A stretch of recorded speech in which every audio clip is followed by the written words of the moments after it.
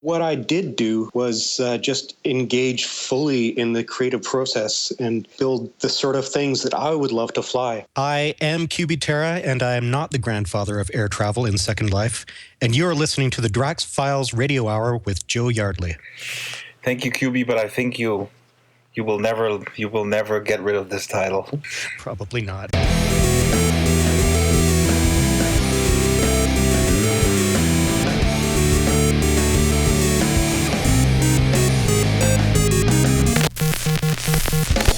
Hello there and welcome to the Drax Files Radio Hour with Jo Yardley. My name is Draxter Dupre. I'm here with Jo Yardley in Ye Olde Attic in 1920s Berlin. Hi, Jo. Hello. Oh, you sound, are you sick? No, I'm fine. Today's show, the man who does not want to be called the grandfather of Second Life Aviation is with us. Cubey, former owner of Abbott's Aerodrome, which is still around, by the way. You can buy all sorts of goodies there if you're not afraid of the big bad mainland.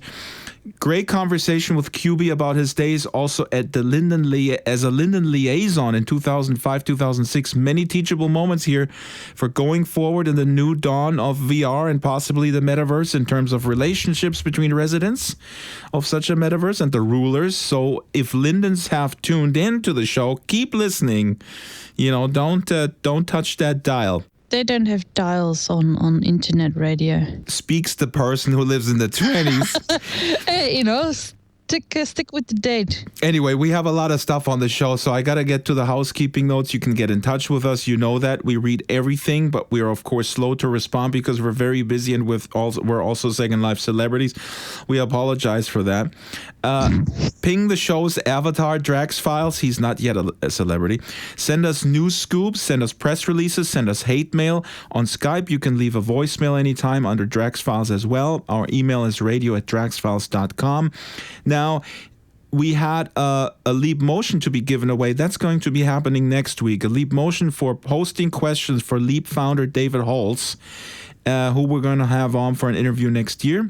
The device will be given away next week, and this will be also our last show before the winter break. It will be hopefully a show all about the Digital Millennium Copyright Act, the DMCA.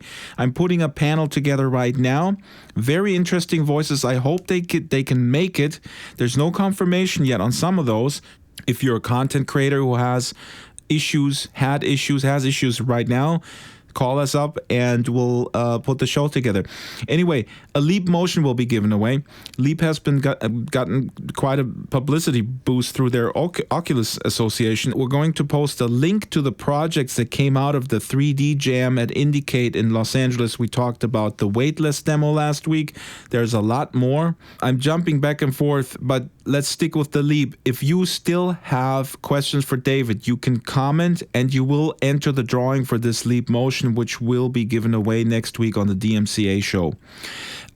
You can help us keep this show going. You can ping us if you like to advertise. You can shop at the stores that advertise with us. Of course, you can also take out that voluntary subscription of only $100 Linden per month. That's $25 Linden per show. Send us a message and we'll send you the subscription device made by Chris Lehman from Botanical. Jo, this just in. What? I heard from Dennis Harper, who sometimes pings you before he pings me, which I get very jealous about. Yeah, I know. I told him to next time to call you or you cry. I knew you were behind this. I was almost crying when Dennis said, I have a scoop for you. And I said, did you tell Jo first? And he said, no, not this time. So Dennis Harper, the product manager from OnLive. OnLive makes SL Go. They're also a sponsor of this show.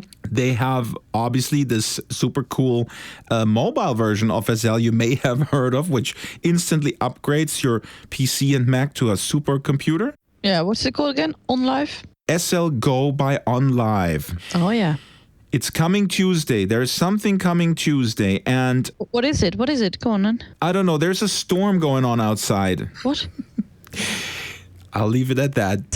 So all you're saying is that something is coming, but you're not saying what it is. Right, and I'm also saying that in physical reality right now, there's a storm going on here in California. Right. If you're a puzzle master, you can put these two things together, I think. You're saying that there is a storm and that there is some news that you're not telling us. Well, Exactly. Among SLGO users, let's put it this way, among SLGO users, this has been on the wish list for SL Go. All right? Damn, there's a storm going on outside. All right, let's leave it at that, and you'll hear it Tuesday. I know. Oh my God. Wow. So let's go through the news here so we can get to Cubey's interview. Number one news, which is very cool. Iris Ophelia from the New World Notes blog reports that Second Life designer Violaine Villada has landed a gig with Victoria's Secret. So she made these fairy wings in SL, and for a fashion show in real physical reality, which was broadcast a couple days ago on CBS, the runway models wore these wings. Violaine sells those wings on her website. Mm-hmm. I don't have a TV. I didn't see it, but that is pretty darn cool. So there's many pictures of real models in underwear with fairy wings on Violaine's Flickr page. So go and look there. No, don't touch that dial. Don't look there now. But anyway, here is an example of someone who was creatively expressing herself in Second Life, and it came over to physical reality. It's really cool when something like that happens. I'm talking to a gentleman from Holland, like me, working on some sort of virtual reality museum that he's been working on in Second Life as well, and it's going to be a very interesting project. It's fantastic if you can bring a little bit of Second Life experience into real life.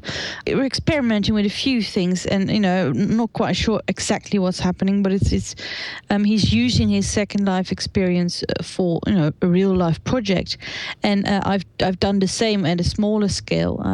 But this is a big story. This is big. This is on actual TV and involves Victoria's Secret and naked women. Scantily clad. Mm-hmm. Amazing. All these three things together. Drax's dreams come true. Yeah, and it has no furries.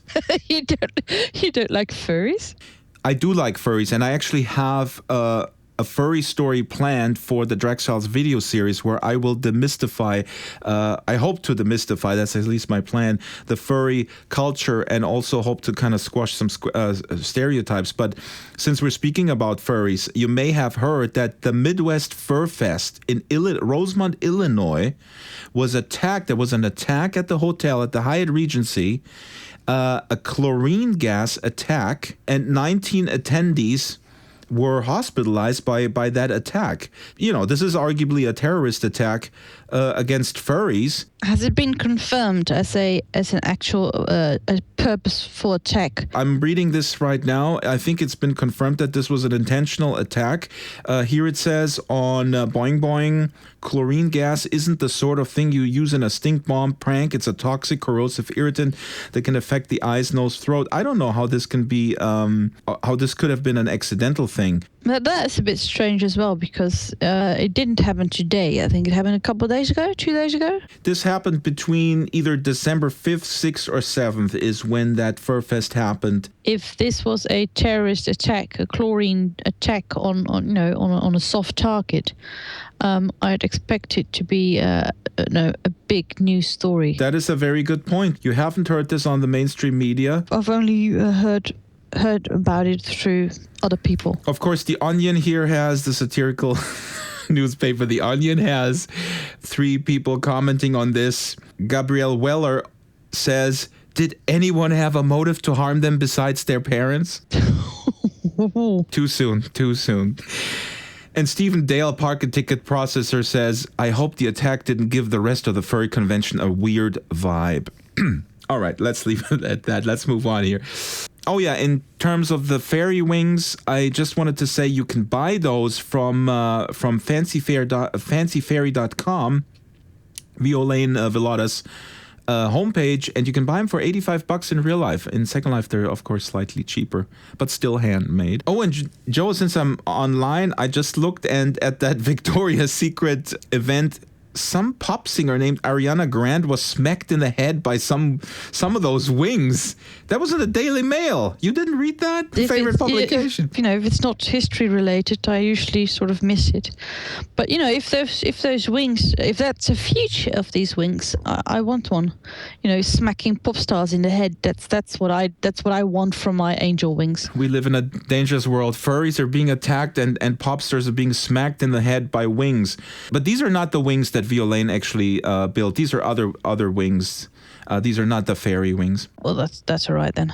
Moving on, Samsung Gear VR is here for $199. You can buy the Innovator Edition of Gear VR, and our friends at Road to VR blog have a nice breakdown. The Gear VR seems pretty solid, but of course, while this is a joint venture with Oculus, the Gear VR only works with the Samsung Galaxy Note 4. It looks very nice, but isn't it really just a little plastic holder for your mobile phone? I think so. It's brilliant that someone, thought of using a mobile phone for VR instead of a headset, but this is just a holder. There are 3D motion tracking sensors. There's quite a bit of technology built into the thing. But you can only use it for software that you can download through that telephone, which I assume is not Second Life, unless you somehow go on the internet with SL Go. No, but SL Go doesn't have an interface that responds to motion tracking.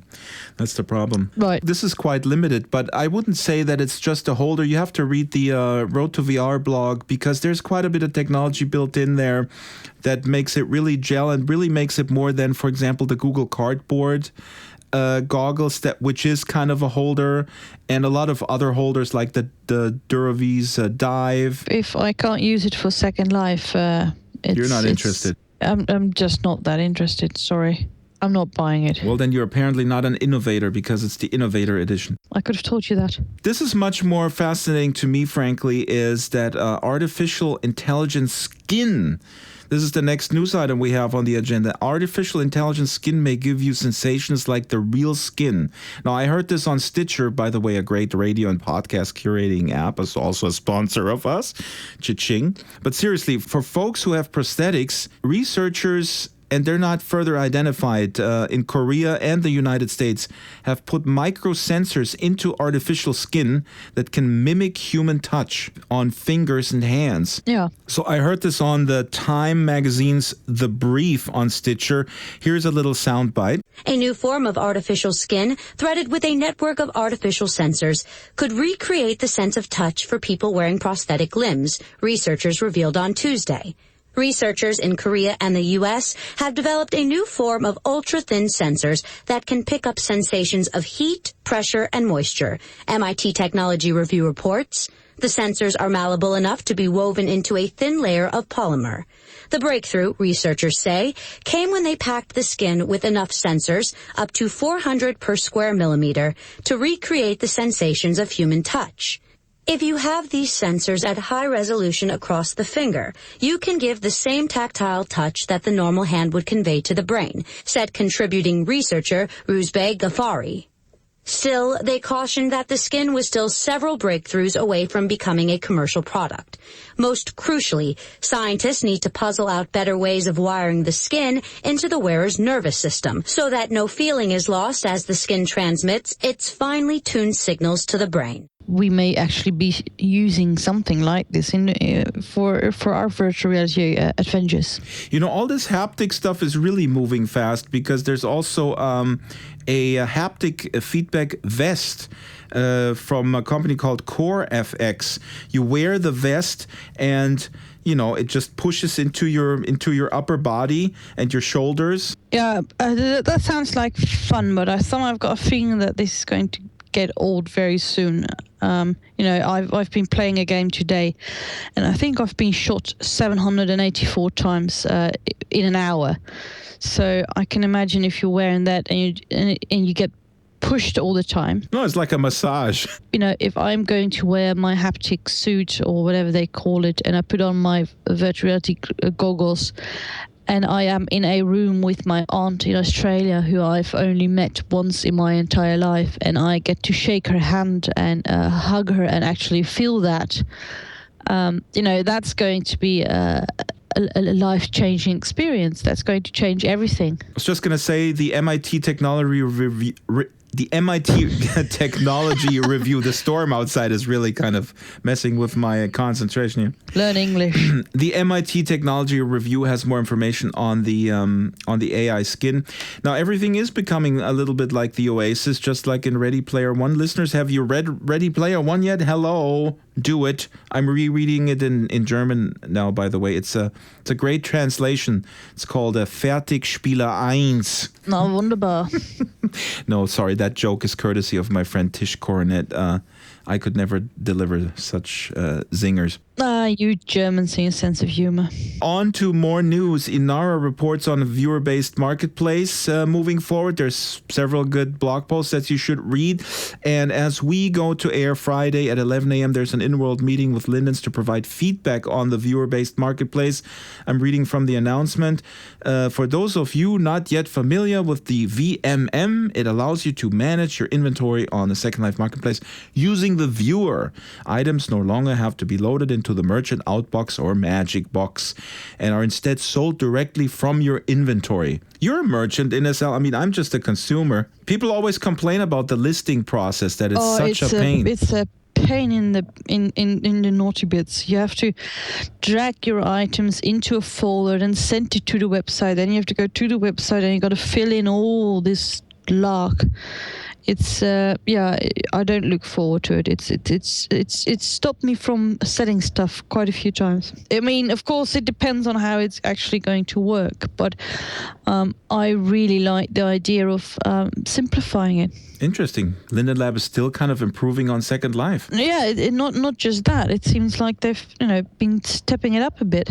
Speaking of improving Second Life, now Linden Lab seeks resident input in how to improve Second Life. What the hell? What have they done? They're opening Pandora's box. They're communicating with us. They want our feedback. Are they suicidal? I mean, we've been complaining that Linden Lab was not communicating with us, and look what we've done. We can't escape them. They're everywhere. Yeah, they're in and now they're stalking us for ideas. Right. So this is on the official blog. Linden Lab seeks suggestions on improving Second Life. You can log into your profile on the web, and there's a tab, give feedback, and you can give feedback right there. They're claiming they're reading everything and then forwarding it to the appropriate part in the lab. 12,000 suggestions to lower the tier in the first hour. Yeah, and that goes to an empty email address. The tier is too damn high and we can't do anything about it at lindenlab.com. No. It goes to an intern. Right. who's only started 2 days ago. And who's going to run out crying out the building and throw himself in front of a car. Seriously though, this is fantastic. I mean, they are opening up yet another line of communication. And of course, call me a cynic, but we don't know what they actually do with it, and if it's just a gesture. But I really like the idea, and it really gives us the feeling that we've got, some sort of influence. So I pretty much sent them my entire blog. Have we forgotten any other news item? Oh, yeah. You sent me something with some super slim head-mounted display with ring controllers for tracking your finger. Pinch, it's called. It's a crowdfunding, so it's not yet for sale yet, but it's just an idea. It is also just another plastic holder for your iPhone or smartphone or whatever they call it these days. But they are using this really clever idea of interacting with virtual reality. So they've got this really interesting system where you have these two clasps that you put on your index fingers on each hand. The camera on your phone registers where you are moving these hands, and they've got this really nifty software that translates these hand gestures into virtual reality. And one of the examples they have is a virtual keyboard. That's one of the solutions that I offered for communicating in Second Life while you're wearing an Oculus Rift. This is a pretty stripped down sort of virtual reality software that they're offering here. You can you see your hands, you see that keyboard, you can type, you can communicate in text with others on different websites. Yeah, you're not really in a world. You can watch videos, you can interact with a map and stuff like that. But you do see these hands and you see your fingers, and you can kind of then just touch on on items. It's very basic, but what I really like and what I'd like to see more experimenting with is that keyboard idea. And I really, they made that into a big deal because they are using virtual reality for internet surfing, and everyone's talking about it, but they've actually thought about it. You know, how can you use a keyboard? How are you going to surf the internet while you're in virtual reality? And they put that into a very interesting video. And I haven't really seen it done that well with other gadgets. The Leap Motion is a lot more sensitive when it comes to registering your hand and finger movements. I have to correct myself. What I said earlier, there's thousands of entries in the 3D Leap Motion 3D Jam. There's actually 156, but that's still quite a few. There's actually a VR touch screen that I'm looking at it right now, so it's probably fairly straightforward for a nifty developer to create something like an on-screen keyboard. We got to move on because we got to go to the feature section. God, this show is getting out of hand. Cubey Terra is a Canadian man who does not want to be called the father of SL aviation, but the facts are that he built Abbott's Aerodrome in 2004, and Cubey has been really pushing the envelope early on. He came into Second Life in 2003 when it comes to SL air travel. There's no way around it, Cubey. You may not be the grandfather. Maybe there's two other grandfathers, but you're up there. It's like a grandfather pyramid, and you're standing on top of it. Cubey was also a Linden liaison, and then he took 2 years off. He was not going in world. Can you believe this? I left for good, and then I came back. Yeah, but you're not the grandmother of SL Aviation. No, I'm the grandmother of SL Time Travel. Oh, yeah. Well, anyway, Cubey is back, even with fabulous new creations, and it was a great conversation. We're going to play it now. When I spoke to him, I told him about the one improvement to SL, which is called SL Go, SL on the mobile phone, on the tablet, and here's what he said. I'm not so addicted to Second Life that I need to take it with me. I'm happy only logging in once in a while, and I was happy not logging in at all, for a couple of years. That is a revelation that the podcast listeners will be shocked. You needed a break. Yeah, I think this happens to a lot of people. You see a lot of the older SLers, the old bees. But it's also about community, no? I mean, did you miss people or go to places? It wasn't as absolute as that. I did log in occasionally and say hi to people. But what I did do was I sold off my aerodrome in Abbott's, the big airport. Just sort of retreated to a little corner. The last little corner of Abbott's is where I am right now. I was just happy with, just me and my fishing shack and leaving a bunch of boxes out in a plaza for people to come and get if they wanted. Was it more being overwhelmed? Because I have the issue that I love Second Life, but sometimes when I go in, I get inundated with IMs, and it's very nice to be recognized and people want to be nice, but sometimes I just want to be left alone. Was that an issue for you, that you were just so kind of well known that you couldn't get to the fishing part? I think it's an issue for everybody. If anybody's got a big enough friend list, you can't go 10 minutes without somebody's trying to strike up another conversation. And that's socially awkward when I'm trying to do some scripting or build something, and somebody I like, IMs me and wants to strike up a conversation. I'm still not very good at saying, oh, well, yeah, I'm kind of busy right now, without hurting any feelings. I understand, and you don't want to be rude. You maybe you hear from someone who you haven't heard, but you have to kind of decline it in order to get your stuff done, and then you feel kind of rude about it. In the past, I've taken to actually wearing a big flag attached to my avatar's spine. A flag says, busy, do not disturb, just in case people totally ignore the do not disturb sign above my head. Since we're on that subject, it does fascinate me, and a question comes to mind. I've asked that before. I asked people, why don't you go in with an alt? And the uniform answer really of at least 10 people was, I don't feel myself, I do have alts for various purposes, but if I want to be in there and working and doing my thing, I can't go in with an alt because it doesn't feel like it's me. I think what this really comes down to is that question of how you use Second Life. Some people go in with a character in mind, and they actually play their character when they log in. But I think most of the people I've worked with, we log in and we just be ourselves.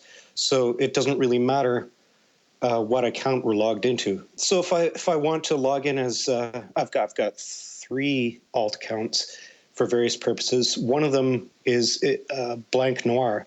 If I log in as Blank Noir, everybody knows who I am, and I still act like myself. I don't role play generally. So I think for me that's not an issue. It's not an issue feeling like the wrong person because I'm always myself. But what I mean also, I have 3 alts that are essentially, they also look the same. They look exact. They're clones, visual clones of Dragster, but I don't feel like that's me. I'm not role playing in SL. My personality is very much like my avatar's personality. I would say almost 100%. But still, when I log in with these alts, I do weirdly feel like I am disingenuously cloning myself in a way when I interact with people. I'm not role-playing. I'm just puppeteering myself in my alter ego in the extended world, but I still don't have that connection to these other alts. Maybe it's the memories. I have memories with Dragster Dupre, and it's really when I log in and I quote-unquote puppeteer this avatar, I have this entire baggage of stuff. I have the anxiety, I have the memories, I have the tasks, I have my status within the social structure, and all that stuff is missing from these other alts. In a way that's liberating, isn't it? When you log in, well, I'll speak for myself. When I log in as one of my lesser-known alts, I'll out her right now. It's Tara Kwan. Oh, now you have no peace fishing with. But when I log in as that, I'm freed from, like we said before, the constant barrage of instant messages. There's a social obligation to be yourself when you log in as your main identity that goes away when you log in as an alt. But at the same time, when people discover who you are, don't you think they may be suspicious of your motives? Yeah, that's another aspect, yeah. It's like, why are you sneaking around? I've tried to be as open as possible about these things, and I try not to sneak around or spy on people. That's not my interest at all. Yeah. No, in my case, I actually did call my alts Dragster Clone 1, Dragster Clone 2. That's a display name. When you were a Linden, how does it feel when you're in there? Do you get even more IMs? Do you even feel worse if you don't answer them? Or do you have a canned answer? Please ask, the call support or something like that? We were support, technically. I was a Linden liaison for a very brief time, only a year. The end of 2005, I started off as Coffee Linden, and then I was Stephen Linden. Since I was doing customer support, the change in my personality would be analogous to going to a real-world job and being professional. You have a professional demeanor. So even if you're helping someone who's being difficult or they're not somebody that you would hang out with in real life, well... You say, I'm just trying to help you, sir. I'm just trying to help you. Your job is to be professional and make sure that they have a good experience.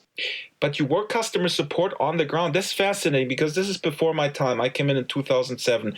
What did this job entail? Okay.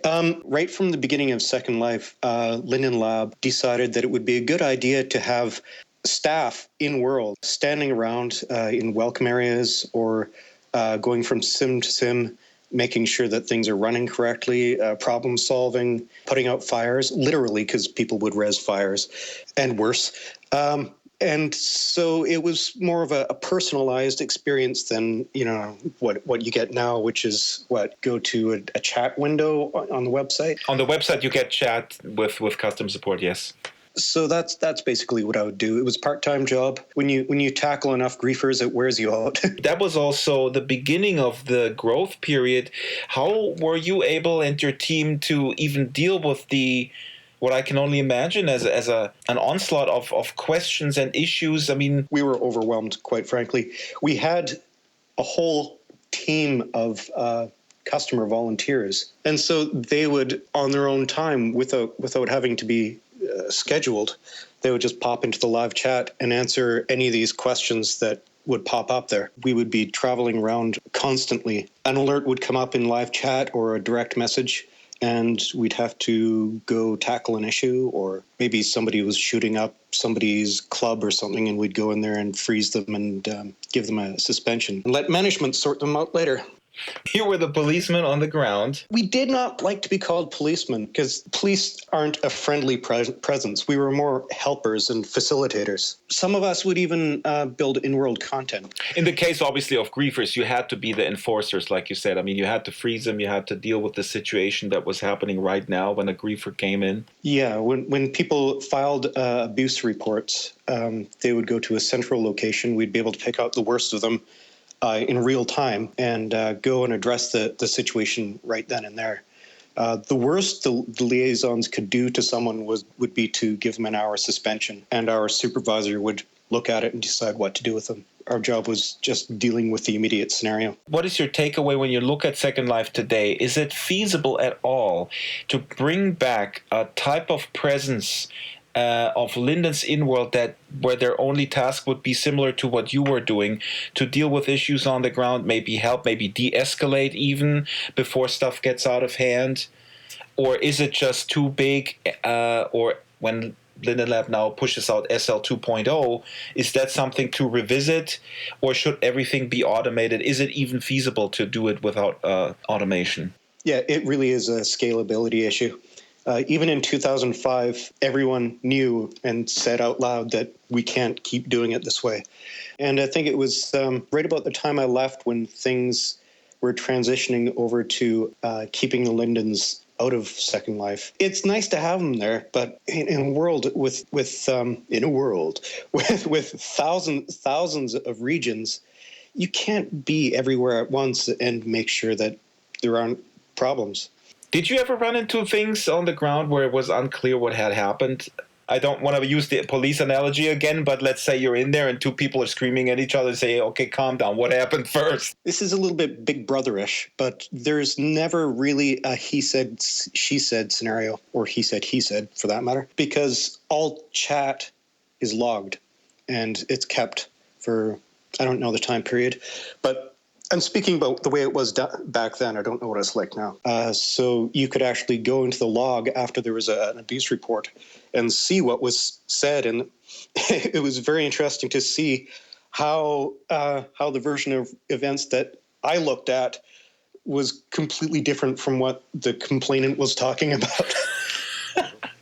People always, when they think they can get away with it, they always paint themselves in the most pure and honest light. So in other words, in 2005, 2006, Second Life was already the NSA's dream. Open chat was a little bit trickier.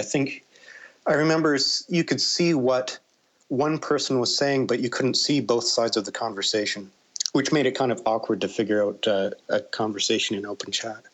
But that part actually made me uncomfortable. It was interesting, but uncomfortable. I'm sure you've encountered griefers. Some of the things they upload are just horrendous. There's no control. In real life, I'm all for privacy. In this job, I didn't have that option. There was a funny incident where somebody thought I was spying on them when I wasn't. I dropped into somebody's private region on request to, check the stats, make sure things were running correctly. What I didn't realize when I was off in another web, in the web browser doing something, I came back and to see instant messages. There was a woman and a man who were irate at me because I didn't realize they were having avatar sex down on the ground, and it looked like I was hovering over them watching. I'm not a perv, really. So they were abuse reporting you. Basically, yeah. We're talking about surveillance and abuse reports and these kind of systems. I would like to hear your opinion about what Philip Rose said at the beginning, was very strong about saying, and I think he kind of still says that an environment like Second Life kind of takes care of itself. I think the example he used was if a neighbor puts a swastika out in their front lawn, the neighbors around him will get together and will make him remove it because it's almost like a broken window type theory, which I really don't buy into. I think at some point you need to have regulations, and it's not going to work if it's just sort of community policing. The approach that sounds like only works if the person who commits the offense cares what other people think. You can only apply social pressure to someone when they're a social person. If they're a completely antisocial person, deliberately harassing people, they're not going to respond to people being angry. In fact, they'll probably revel in it. The reason why I bring this up is I feel like going forward with the metaverse or other companies now, if you will, in the metaverse business, who knows what Facebook is building with Oculus, high fidelity, and so on and so forth. I think we need to think about how to put sensible regulation in place so that people can actually live peacefully in this type of metaverse, whatever it will be. And I think just letting it all run libertarian style is not going to work at all. I think in a virtual world, if a virtual world is really going to succeed without some of the problems we've seen in Second Life, the anarchy we've seen in Second Life, is only by applying some kind of game mechanics. That's essentially how online role-playing games stay functional. There are strict limits on what you're capable of doing. Yeah, you still get griefers in there, but they can't upload horrible images, usually. Or they can't. There are strict. I'm just trying to say there are strict limits on what you're capable of doing in role-playing games as opposed to Second Life. So I think, and I would hope that in a future version of Second Life, there would be more constraints on how things get into the world and more constraints on what people are able to do in the world, while still giving enough freedom to be an engaging social environment and an exciting place where people can create stuff. Just dial back the anarchy a little bit.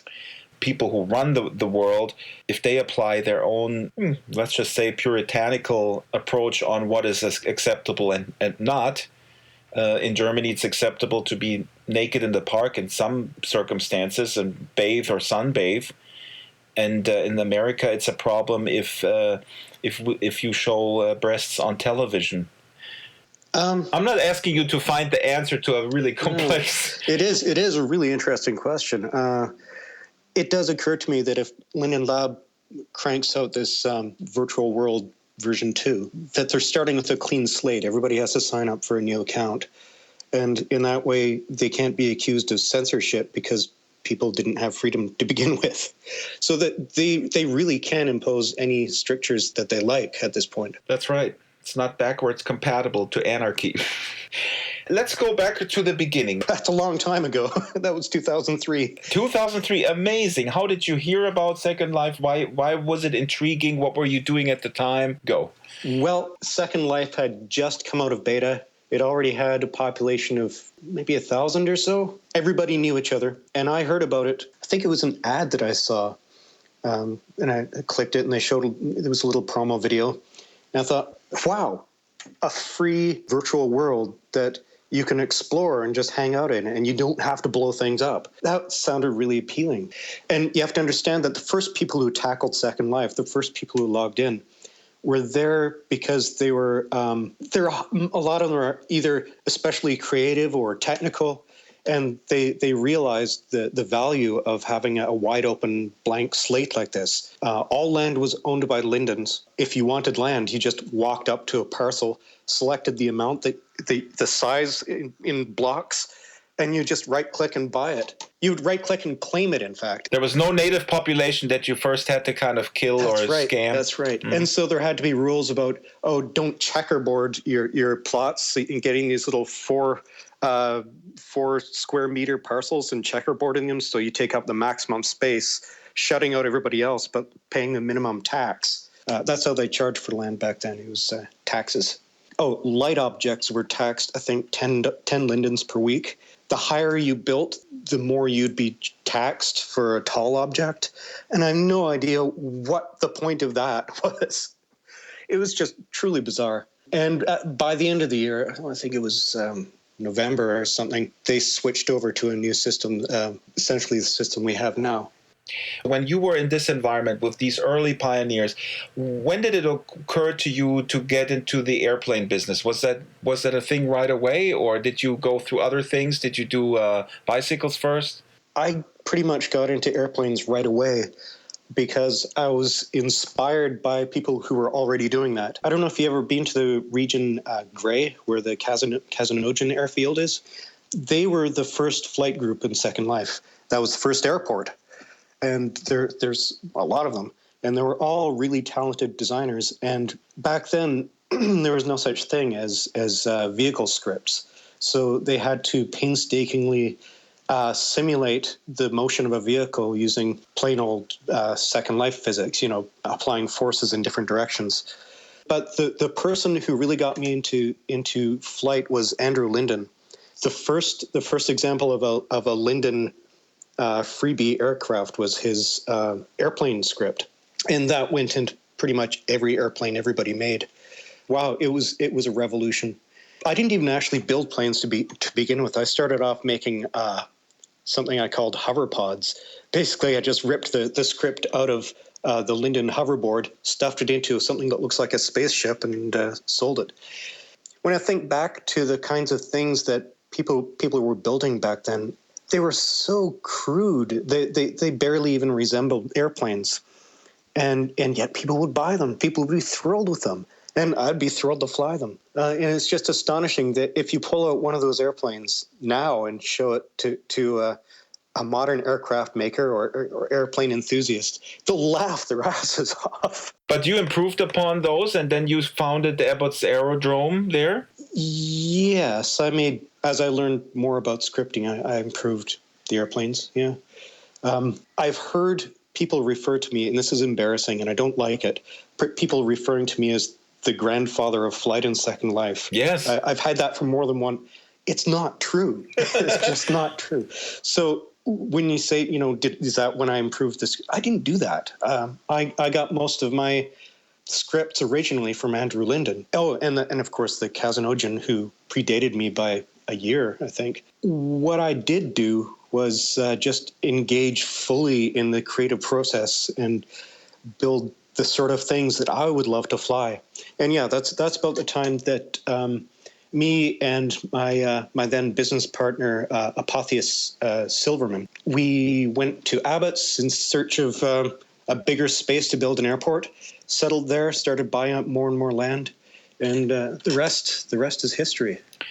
The rest is history that some people don't know, so you still have to summarize it. But now I realize that you were maybe not the grandfather of flight in Second Life, but you were the Steve Jobs of Second Life flight. Steve Jobs didn't invent a computer, but more like the more like the Bill Gates. He picked up most of his stuff from IBM originally, didn't he? I indulged my creativity in the design of airplanes, but I didn't make the aircraft industry.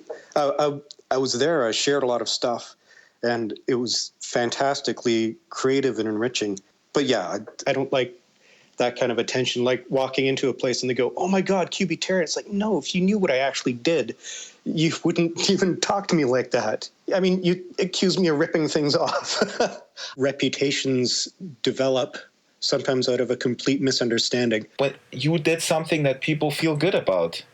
You gave people great airplanes. But what is the Abbott's Aerodrome? Where is it now? What is happening? Can I go there? Can I get an airplane in 2014? Abbott's Aerodrome was sold some years ago, and they've changed its name and rebuilt it completely. Now it's Abbott's Airport, and I'm not involved in that. I see they're doing great work over there. They've got lots of great planes, and it's active.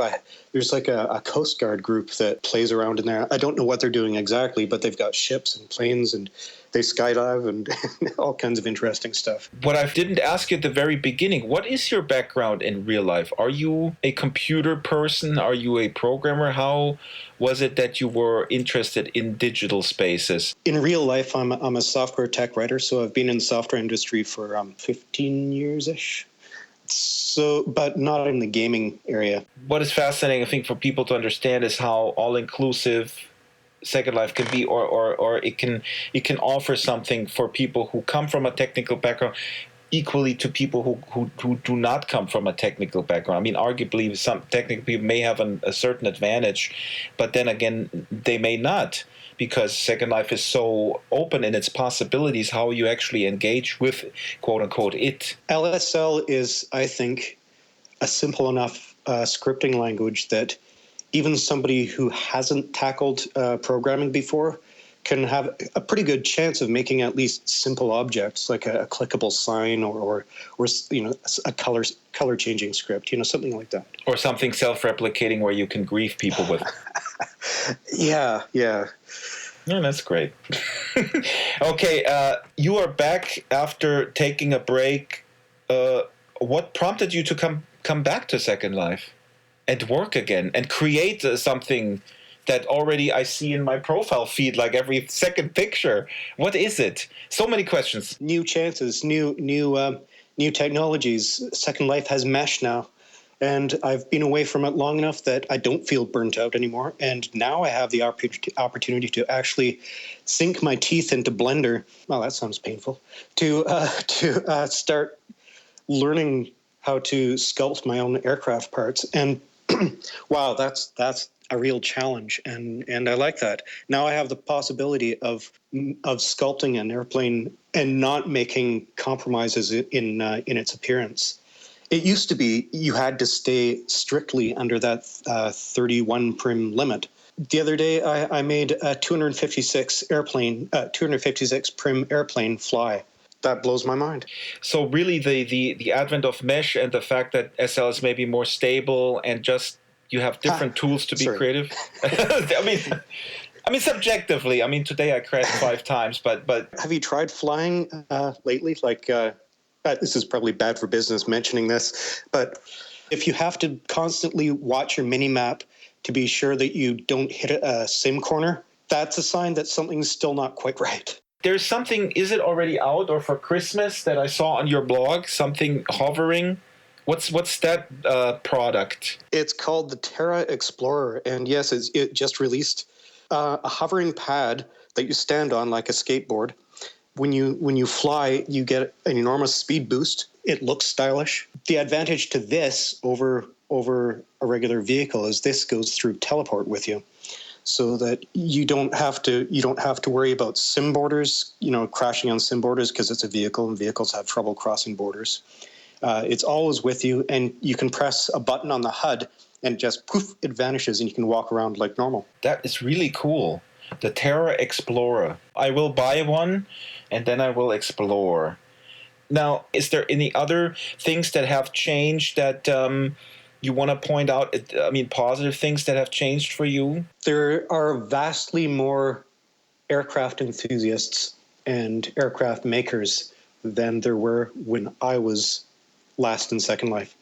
And that's a wonderful thing. I always wanted to have this rich community of people who enjoy the same thing. That makes more competition against me. But on the other hand, there are more people who enjoy the same things I like. We can talk about these things. We can share ideas and compare our work. So I'm assuming that you're finding new people, because that's something I sometimes talk with old bees and they go, yeah, I don't know, nobody's in there anymore, and I go like, I don't know, if you're open, you find interesting people, interesting conversations all the time. There is really no shortage of that. I wonder how much of that is just because the old places have become less popular and everybody's migrated to new places and the old bees don't know where they are. When I go home to the town where I grew up in Germany, visiting my father, it's very nice, but I could also say, oh, that club where I used to go is no longer there. There's 2 family homes now. But there's a club over there. But it's not the right club. If I'm not open-minded, it might not be. Or maybe I don't even want to go to any club. Maybe I want to read a book at a bookstore that just opened in that town, which is a great bookstore. Not the same bookstore where I bought Conan the Barbarian in 1982. Anyway, final question. And we touched upon this kind of throughout, and it's kind of in the subtext, but why do people leave, do you think? And I understand burnout, and I understand that you have to change locales, but Second Life is so big, and Second Life is a blank canvas. So why would a creative person ever get tired of it? That's an interesting question. All I can say is that I had a certain kind of thing that I like to build, and I did that for years. And I think I just had to step back and maybe just let the ideas ferment for a while. Yeah. What I hear from our conversation is that you, and I hear this also from other creatives who've been in there for a long time, is that they're very frustrated about the limitations. My friend Loki Elliott, he was pushing a lot about the experience tools. And Linden Lab, they were working and they brought out these experience tools, which is for game designers really essential, because you give permission once and then then the game takes over your avatar, and you can be very flexible with game mechanics. So this is now functional. But the dilemma is that I see is that Loki and a small handful of people are really implementing these things. So the dilemma here is in the relationship with Linden Lab is pushing out, is improving, is pushing out tools and features. But right now, the resident base is not big enough to really use this. So the dilemma here for Linden Lab is they can't even promote that their platform is a great platform in terms of making games, because there's too few people actually using the tools that they're pushing out. I wonder if Linden Lab might be more successful if they developed their own content and actually turned part of Second Life into an MMO or something. But then they will undoubtedly be accused of getting into the content business. Yeah, that's a tricky one for Linden Lab. They really should be in the business of providing the blank slate. But if you can't sell the slate... Exactly. Nobody's like, I'm not interested in the slate. I'm watching the Kardashians on TV right now. Yeah, it's so much faster just to turn on the Xbox and play that instead of logging into Second Life and actually building the entire thing yourself. Although more rewarding in the end. It's more work. Absolutely. But to me personally, that would be the revolution. That's what really my hope is, that we can entice people to live this creative life and enjoy, even if you don't build, but enjoy user-created content versus or vis-a-vis, corporate, whatever you call it, pushed down from above by big game studios. I think people need to start seeing virtual worlds as the equivalent of the telephone. I mean, you wouldn't have a conversation on the telephone and say, oh, that conversation wasn't even real. You were on the telephone. But I don't know if that has to do with the word. I mean, the name. I don't know if the name is so super detrimental. In the beginning, it was totally fine up until the backlash came and things didn't work. I'm trying to think back, cast my mind back to where Second Life started going horribly wrong. Well, that's debatable. I don't think it actually did go horribly wrong. When things didn't work technically as they maybe should have, then the media was very quick to shoot it back down. That's just what the media likes to do, the corporate media. If you're not offering an experience that people want, that people will enjoy, why are people going to come see you? Why would I want to deliberately go and play a Coca-Cola commercial unless it gives me something bad? Exactly. I mean, also, at the end of the day, I have this ginormous world of wonder. Why would I go to the Coca-Cola sim? I mean, look at a Coca-Cola bottle in 3D that rotates with the rotation script. I mean, that's pretty creative, though. Put a rotation script in a Coca-Cola bottle. Oh, my God. It's got to be interactive. You've got to have stuff to do. And that's something I learned from Abbott's Aerodrome, and that's what you see at airports all over. If you want people to come visit, you let them fly airplanes for free. Just anybody can show up, hop in, and have that fun experience. So that was Cubey Terra. We have more info about his work and the history of the Aerodrome on our blog, including, of course, landmarks. You can go there right now and buy some stuff. Our friend Marianne McCann actually opened my eyes recently to a really flourishing number of groups, Joe, that announce plane trips all over Second Life. You get a group message when a plane takes off somewhere. It's really cool. You should do something with the Zeppelin in Berlin like that. Yeah, but the problem is our Zeppelin is built to scale. So that means it's 244 meters long, and that means it's pretty much as long as an entire region. When you cross a region border, the people in the tail were still in another region. we were in 3 regions at once. We're at the end of the show. Jo, is there anything going on? Any news you would like to share, or what are you doing this weekend? I rebuilt Der Keller, the main attraction of Berlin. I think it's the heart of our community, where we gather every day at 2:00 for drinks and dancing and chatting. And thanks to mesh and improvements, and also, thanks a bit to things I've learned in the years that I've been in Second Life, I've finally been able to turn this big pile of prims into a proper 1920s little basement bar, and it really looks like what I had in mind when I joined Second Life for the first time. So I'm really happy with that, and it's sort of a little homage to Heinrich Sille, one of my favorite German 1920s artists, and I've put his art all over the walls. Great cartoonist. I bought it at a garage sale, a very old Heinrich Sille book. It's a little bit torn, but it's awesome. Guys, look up Heinrich Zille and go to the Keller and see Heinrich Zille's art. I'm going to buy myself the new Neurolab phone HUD called the N phone. It's a HUD to replace all HUDs, according to Ono Zinner from Neurolab. At least his promo video claims that. You can change tons of things on this. It controls everything that you do. It has apps. It looks kind of like what does it look? It looks like an iPhone at the top of your SL corner. And there's icons. You can go to an app store. You can change light. You can watch TV. You have a calendar. You have an inventory. It's pretty darn amazing, pushing the envelope of what can be done with HUDs in SL. I'm telling you.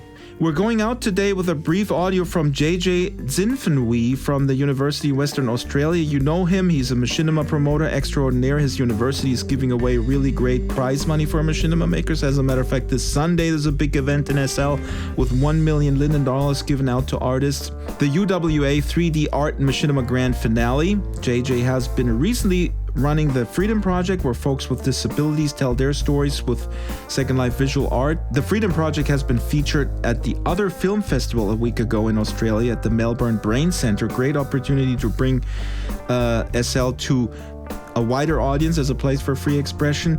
So anyway, JJ is all over the place. He's been given an interview on ABC Radio in Australia, and also on a TV show called The Couch. Oh yeah, I know. That's it for the show today. Goodbye, Joe. Auf Wiedersehen. And here is JJ talking with host Nisha on the couch. Oh yeah, I know, mate. Yeah. Yeah, mate. That's amazing. When we first launched the virtual world, everything is within the virtual. So people came to the launch from all over the world. But we also had a physical launch at UWA, so we invited lots of people to come to watch it on a big screen. And so we were having the launch in two worlds. And there was the avatar of that lady you see flying in front of the clock tower. She came, and I said, hey, you're in Perth, why don't you come over? And she told me she couldn't, and she said she was housebound. And she is in a way come true. I haven't been this happy in a long time. That's beautiful, and that just signifies the impact. You've had quite a thread interwoven role in this project as the founder. It has been an incredible journey, and it's actually quite hard to fully comprehend just looking at video and images and stuff like that, because you need to experience it yourself. You need to see your avatar within the world and move through it. One artwork by someone in Paris by the name of Shen Coleman, and that artwork is called Neuron Sphere. And you see a little figure over there. That's actually my avatar standing within the artwork. Some of the artwork that are created are immersive works which you can enter and you can become part of those works. And so it opens up a whole new world and allows for people to create art which they can imagine, and they can't create in the physical world, but they can only imagine in their minds. Now they can actually do it. I love it, JJ. The diversity. I think the biggest thing, though, that stands out in my mind that you mentioned before we came on was around giving people access who otherwise would not have access. That's right. To be really, virtually embedded in a situation. You have a three-dimensional projection of yourself, which you can see, and you can control this avatar as it moves through an immersive three-dimensional virtual world. So you're virtually alive. That's right. World. You have a second life, so to speak. And initially, the thought was just to have the campus there, and people could come and get an avatar and walk about the campus and see the ducks and the peacocks. We have rainbow lorikeets there, we have galahs, and people could just enjoy that. But again, through serendipity, somehow teaching activities started to happen, and research activities, architecture, art, film. And now we run, the biggest 3D art and film challenges in the world through the virtual world.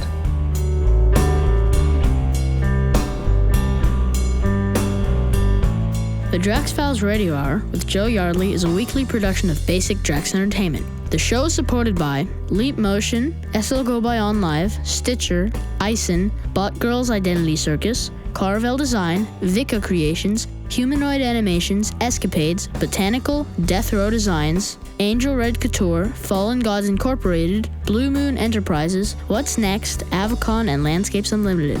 Contact the show via Skype Drax Files, Avatar Drax Files, or email radio@draxfiles.com.